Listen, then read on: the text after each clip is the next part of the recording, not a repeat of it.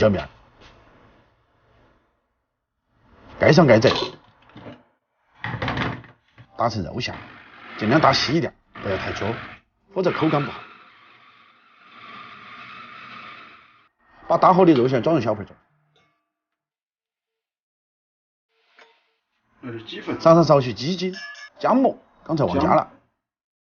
生粉，打一个鸡蛋，现在顺着一个方向，用右手把肉馅调匀。调匀，再敲一个鸡蛋。肉饼有点干，再加一个鸡蛋可以更嫩。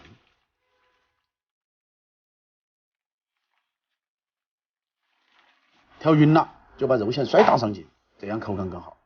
打个5、6分钟就差不多了，不然手会酸。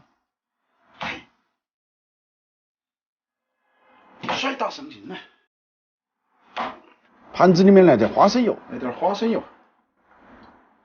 把肉馅放入盘中，用手压成薄片。